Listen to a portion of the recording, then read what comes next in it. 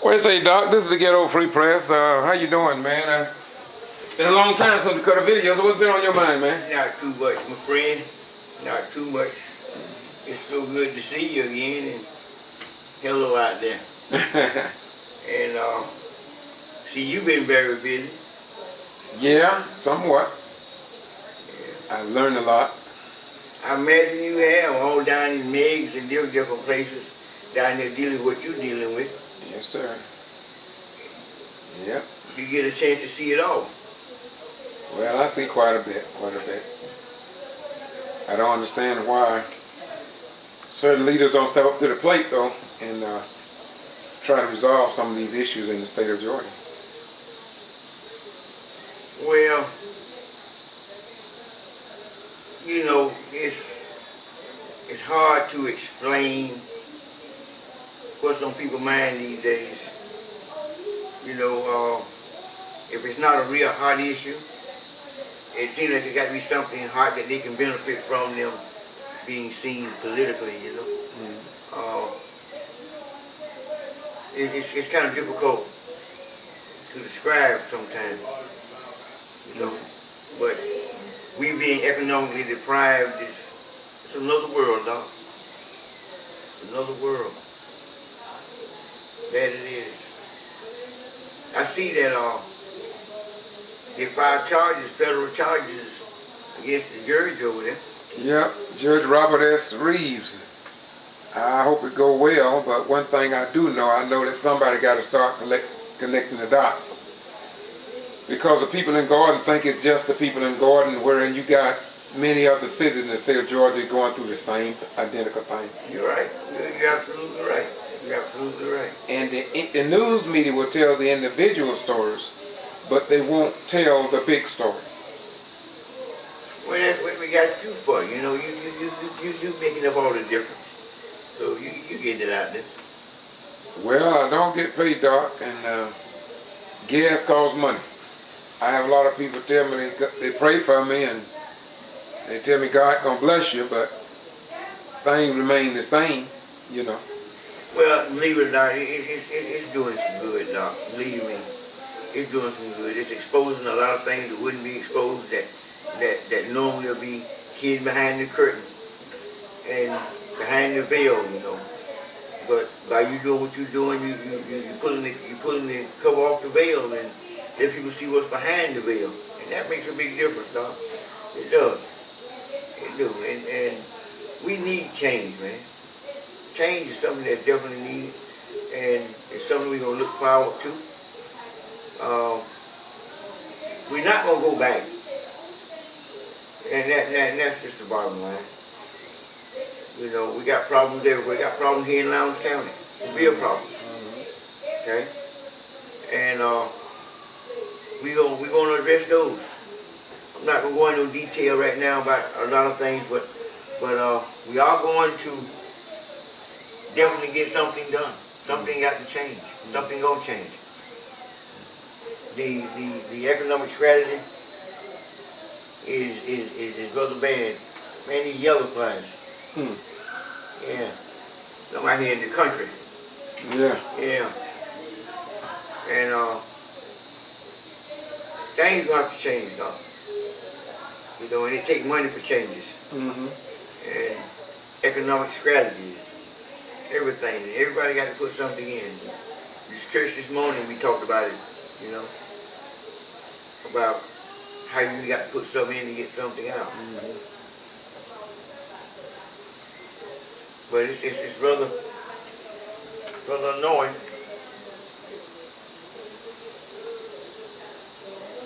to know that hope is being drained each and every day.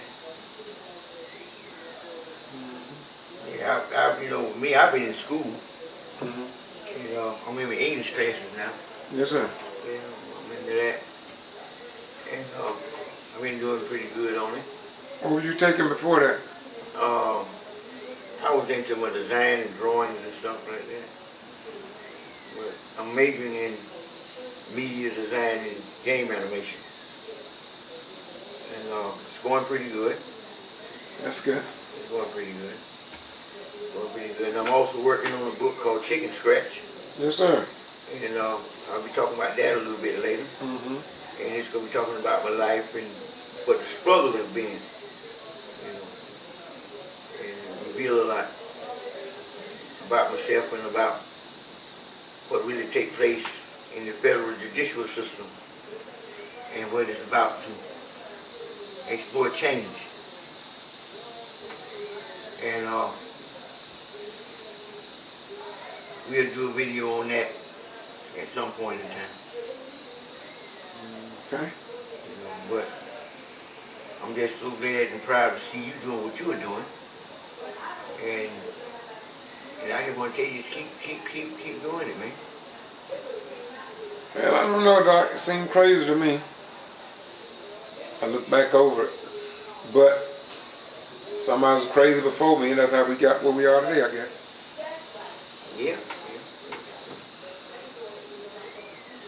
But you're doing a good job, Doc. There's no question on it. Well, thank you, man. Thank you. You're doing a good job on it. And when we get on one accord, see, we don't really have to go through a whole lot if we just get on one accord and organize ourselves. If we organize ourselves and cater to one another, we can change this thing, though. No doubt about it. You know, and that makes you dangerous, you know. Yes, sir. It makes you dangerous. But if we keep eating those potato chips of social divide, we're going to remain the same. But what they don't understand is we putting that potato chip bag down, baby.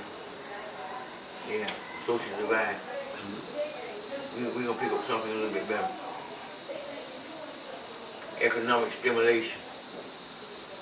Built from within. We can do it. Right, you know, we took nothing and made something out of it. We used to take, you know, they used to give us the chicken feet. And we took that and made a meal out of it. They market them in the stores. We used to take the oxtail, the pigtail. And you understand, and the cow's head, the hog head, the chitlins, you see, the waste of what they felt the waste of an animal. And that's what we had here. And we took it and made sauce. And that's a big market. Millions of dollars are being made off of it. So we is able to take nothing and make something out of it, Doc. We are not dumb. We're not ignorant people. You see, we have something that's very, very, very prestigious. And you know, and anyone that think that we is a bunch of dummies, I would classify them as idiots. Now we may have been deprived, okay, because when we came out of slavery, Doc, we didn't have nothing right. No money in our pocket, no love in our heart, because we had been stripped of everything. The first year, we didn't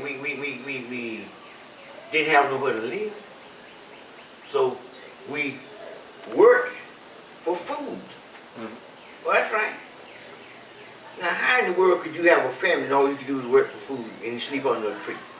The second year, you was able to work for food and be provided a place to stay with no pay, still working for food. The third year, you might have got a little wage. And then maybe allowed the opportunity to hook up with somebody for a mate. Oh man, come on, man. look where we derived from, Doc. And look how we allowed ourselves to be exploited, knowing our own history to what I'm talking about here now. And we are allowing this to happen to ourselves. Some of us are, some are not. Do you get it? Yes, we got that young blood. So, you know, when you look at it, and then people will say it's about the race card. Yes, no need kidding about it. It's about race in the South, no. It's about black and white in the South. Now I sit here and I'm a minister, and I'm gonna tell you the God's truth. It is about black and white in the South, and it don't involve everybody. I got white friends, I got black friends, but it's yet about black and white in the South. You know why? Because of the economic structure, okay? Not because of the social activities, but the economic structure, dog.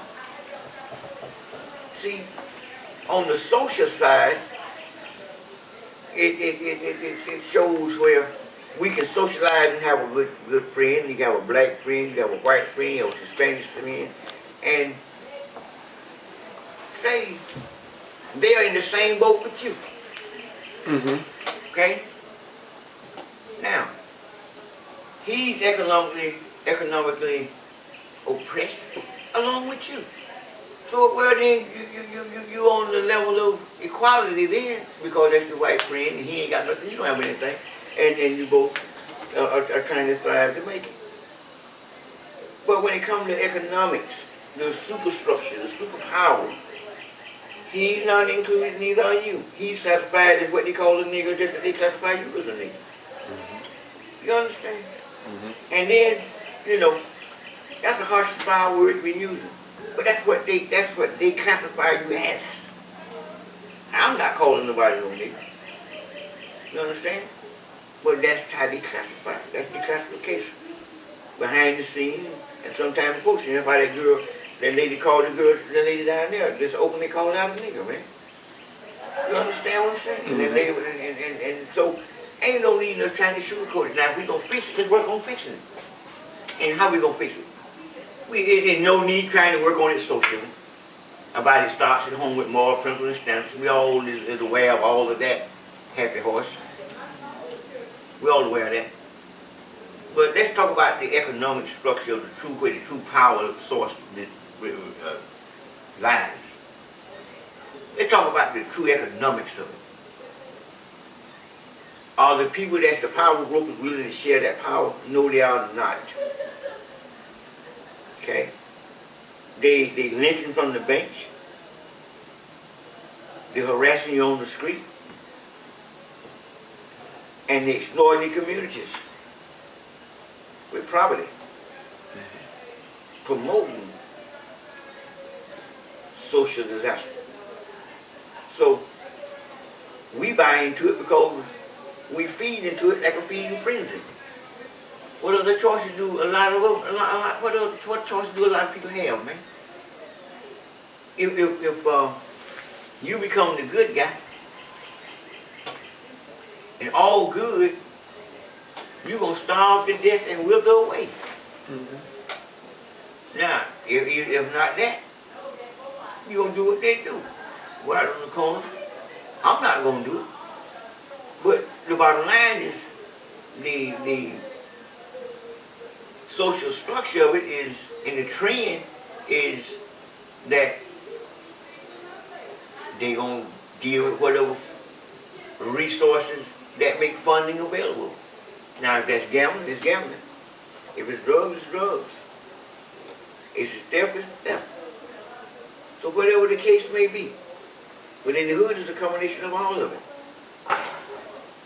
But those who got good jobs, their point of view is always going to be different because they're not in that environment, dog.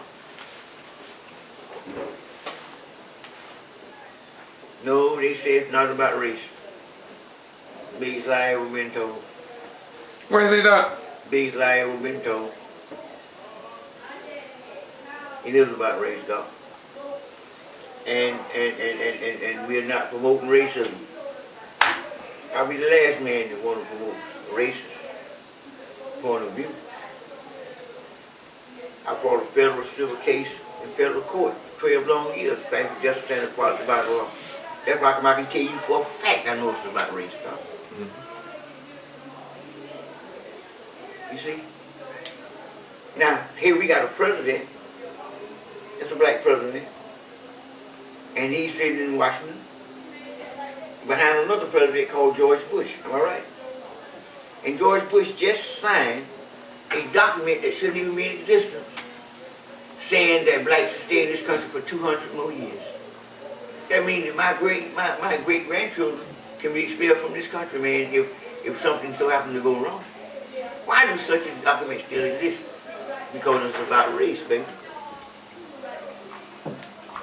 You know, I ain't got no country, man. How do I have a country? And Bush signed my green card. That I can be expelled from this country. I'm not going to live 200 years. I'm not going to live another 50. But the green card is signed by Bush. That blacks can stay in this country for another 200 years. That tells you don't got a country. One nation under God and justice and liberty to all. Another big lie. Because of that piece of paper that's in existence. Why Jesse Jackson and Sharp and them, why nobody's on top of that? That's one of the most crucial things that's in existence against us right now, is that piece of paper right there. I guarantee you, if they do away with that, they'll do away with a lot of this racism. That piece of paper right there, dog. Because they know that's their holding power. They can expel you out this nation. Oh, it'll be a bloodbath here. So what? It was in one here before. What do, let's talk about it. What do blacks normally do? You go in and buy a pistol, right? Buy a gun? What do you do? Hold it sideways. I went down to the pawn shop, man. Seen guys in there buying rounds in the gun shops. Okay? And at the pawn shops. Buying 1,000 rounds, man. And guess where you guys are going? To the gun range. Practicing marksmanship. Not just pulling the trigger. Why is the common citizen buying thousands of rounds for AK-47s in the private sector out here? Why? What's going on? You know what I'm saying? When I'm stepping to see the guy say, I want 1,000 rounds. Another guy come in and said, give me 2 AK-47s and 500 rounds. And he's common citizens. What's in these people's mind, man? But then I look up, I see these young black guys holding the gun like this, stuff. You see?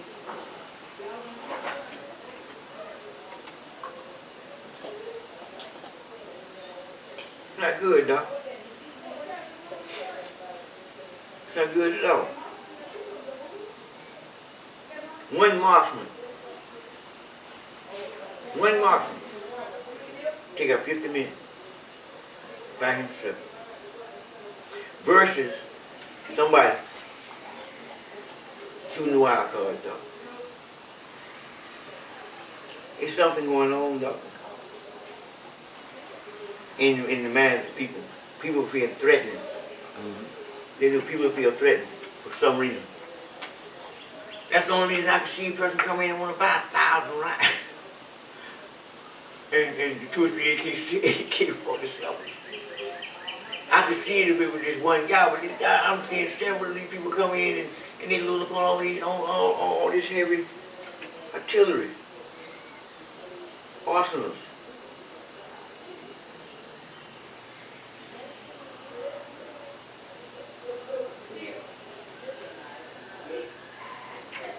So, you know, we as the people better wisen up now. You know what we got to realize? What's that? That we're in the South.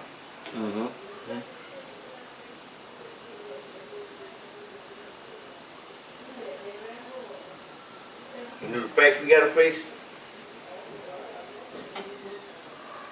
We got to face the facts of the tradition of the South. And then we got to deal with it now. In a very educational, strategic, and economic way. If we don't do it that way, dog, we gonna lose. You understand what I'm saying? Man, really boil down. We losing now. We losing now, dog. At a greater rate than we ever lost before. And we got more blacks becoming more educated. But not enough versus the number that's being lost to the street. Attitudes, man. You see these videos, all these people coming here dancing. You see? Nothing wrong with that.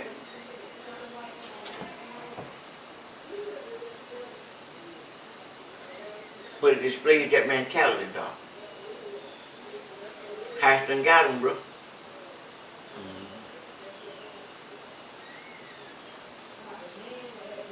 We got to do something economically, structurally sound. Through trades, through businesses, and all our endeavors.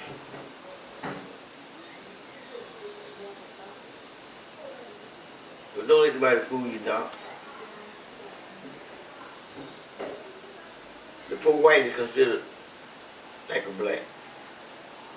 He in the same boat.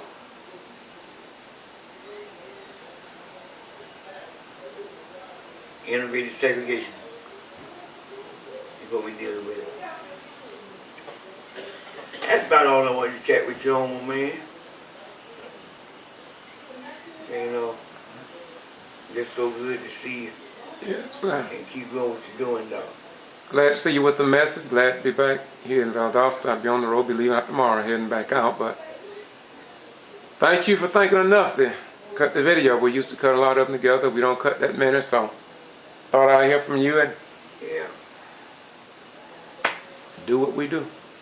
You know, and I don't want nobody to think that I'm a racist or prejudiced. I'm not. I got a mixed family all the way around. All the way around, dog. So I'm definitely don't think like that.